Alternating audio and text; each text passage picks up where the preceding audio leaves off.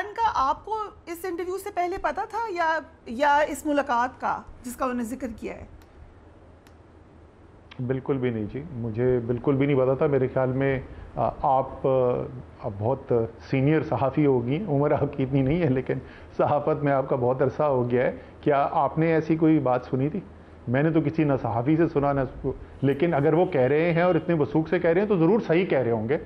मैंने तो सिर्फ एक ही ख्वाहिश का पहले भी इजहार किया था कि अगर उनको पता था कि ये हो रहा है, आइन तोड़ा जा रहा है, तो अगर उस वक़्त ये बात कर देते तो शायद ज़्यादा अच्छा रहता, शायद ख़राबी बच जाती।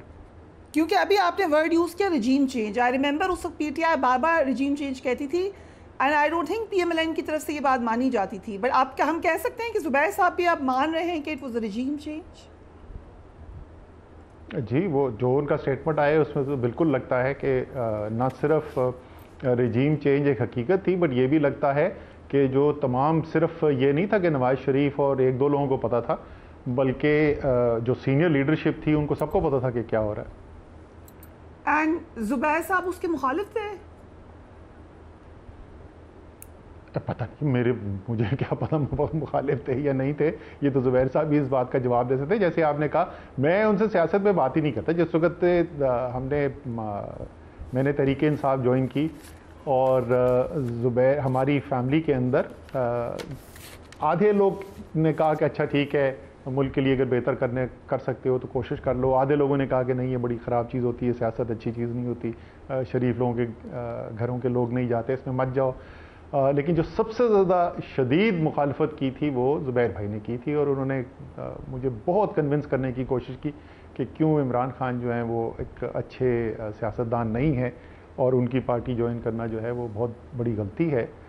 लेकिन उसके बाद उन्होंने मेरी पार्टी ज्वाइन करने के बाद फिर उन्होंने मुस्लिम लीग नून ज्वाइन कर ली। मंतकी बात थी, अगर उनके ख़िलाफ़, उनके ख़्याल में इमरान खान की सियासत अच्छी नहीं थी, उनको नवाज़ शरीफ साहब की सियासत बेहतर लगती थी, शहबाज शरीफ की सियासत बेहतर लगती थी, उन्होंने वो पार्टी ज्वाइन कर ली।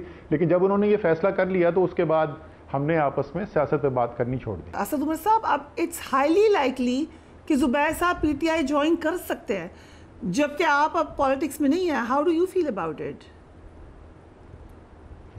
उनकी मर्जी जी। मैं इस किस्म की किसी चीज़ के ऊपर एक ज़माने में ये कहा करता था कि आज़ाद मुल्क के आज़ाद शहरी हैं। अब वो ये जुमला पता नहीं कितना एक्यूरेट होगा लेकिन वो ज़रूर आज़ाद हैं। ये उनके और तहरीके इंसाफ के दरमियान मामला है। अगर दोनों को इसके अंदर अच्छाई नज़र आती है तो ज़रूर, क्यों नहीं। क्योंकि जो इतलात है वो ये कि सीईसी की मेंबरशिप तक बातचीत हुई है, but how do you feel? आपकी पार्टी है, चले ठीक है, आप लोग प्रोफेशनल है, अपने भाई होने का तो आप लोगों का बिल्कुल कोई ताल्लुक नहीं है अपने प्रोफेशनल काम से, but it is your old political party, आप फेस हैं पीटीआई का। How will you feel about it? मैंने क्या फील करना है, ज़ुबैर साहब जो हैं वो पाकिस्तान के एक अब इस्टेब्लिश सियासतदान हैं, और वो सियासत अगर पीटीआई के प्लेटफॉर्म से करना चाहते हैं और पीटीआई के ख्याल में उनके ज्वाइन करने से पीटीआई को उससे एडवांटेज मिलेगा या उससे बेहतरी होगी पार्टी के लिए, तो ये उन दोनों का आपस का मामला है। इसका मैं इसमें क्या कह सकता हूँ। ये तो नहीं होगा आप पीएमएलएन ज्वाइन कर लेंगे ऑन अ लाइटर नोट?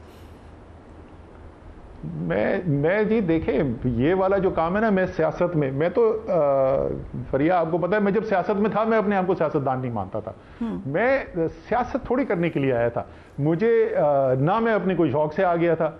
मुझे तो बार बार इमरान खान साहब ने अप्रोच किया, और आप हर दफ़ा बोलती हैं बानी चेयरमैन, शायद आप भूल गई हैं, मैं याद दिला दूँ फरिया को कि बानी चेयरमैन पाकिस्तान तहरीक इंसाफ का नाम इमरान खान है। इमरान खान जो है वो मुल्क की बेहतरी के लिए काम करना चाहते थे। देखने से हमें ये नज़र आता था साफ कि इनकी अच्छी नीयत है, ये मुल्क की बेहतरी के लिए काम करना चाहते हैं।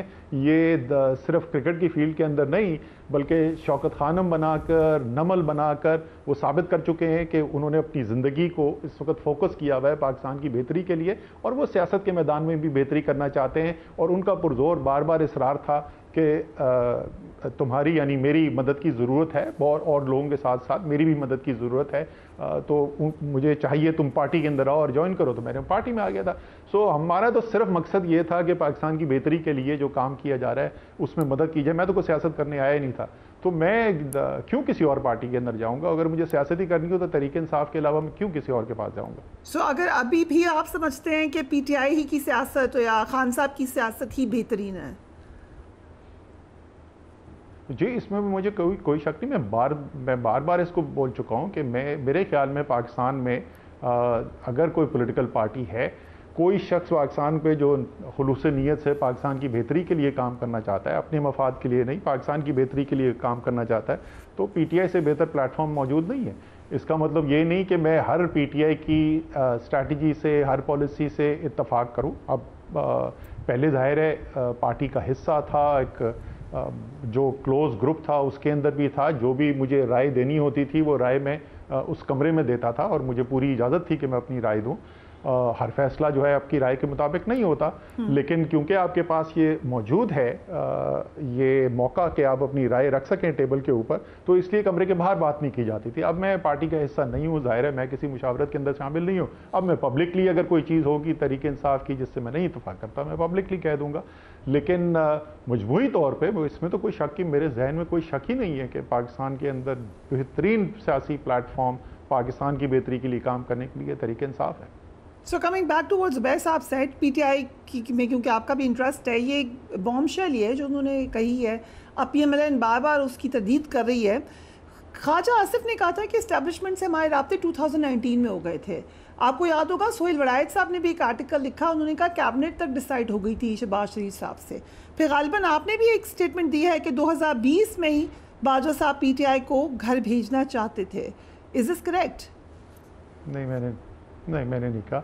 2019 का ख्वाजा आसिफ का हमने स्टेटमेंट पढ़ा था। 2019 अगर आपको याद हो, 2019 वो साल है जिस साल मौलाना का धरना हुआ था, और उस वक्त बाज़गश्त ये की जाती थी, मेरे पास कोई ऐसी इन्फॉर्मेशन नहीं है, लेकिन बाज़गश्त यही थी कि जी इस्टेब्लिशमेंट के कहने पे आए हैं और उनको इस्टेब्लिशमेंट जो है उन्होंने कहा है कि इमरान खान की हुकूमत गिरानी है और इसलिए वो लेकर आए हैं। उसके बाद आगे से स्टेटमेंट दी कि हमें कहा गया अब आप लोगों को ले आएंगे, तो जब मैं गया वापस जी। सो जो वहाँ पर उनके आने के बाद जब हुकूमत और इनके दरमियान मुज़ाकरात, अपोजिशन के दरमियान मुज़ाकरात शुरू हुए, वो अकरम दुरानी साहब जो हैं JUI के, उनके घर पे मुज़ाकराती सेशंस होते थे, मैं हुकूमत की टीम का हिस्सा था, तो वो मुज़ाकरात भी फैसिलिटेट जो है वो जनरल फैज़ ने करवाए, वो DGI इन्वॉल्व थे और उसके बाद वो धरना लपेट दिया गया। सो हमने ये बाज़गश्त तो सुनी है, क्या ये अपोजिशन वाले, क्योंकि हर बात जो मुस्लिम लीग नून वाला और पीपल्स पार्टी वाला कह दे तो मैं तो नहीं उस पर यकीन करता माजरत के साथ, लेकिन हो सकता है इसके अंदर सच्चाई भी हो। इसकी सच्चाई तो या आपको जनरल फैज़ या जनरल बाजवा बता सकते हैं या मुस्लिम लीग नून और पीपल्स पार्टी और JUI के लीडर्स बता सकते हैं। So by the end of the government, या जब तक वोट ऑफ नो कॉन्फिडेंस नहीं आई थी या आ गई थी आखिर वक्त तक, जनरल बाजवा के साथ ताल्लुकात अच्छे ही थे PTI के? जी, मेरे ख्याल में आखिरी एक माह जो था, पहली मीटिंग, ये मैं कल परसों भी किसी प्रोग्राम में बताया था कि फरवरी की कोई 15 या 20 तारीख थी जिस वक़्त ये डिस्कशन हुई थी।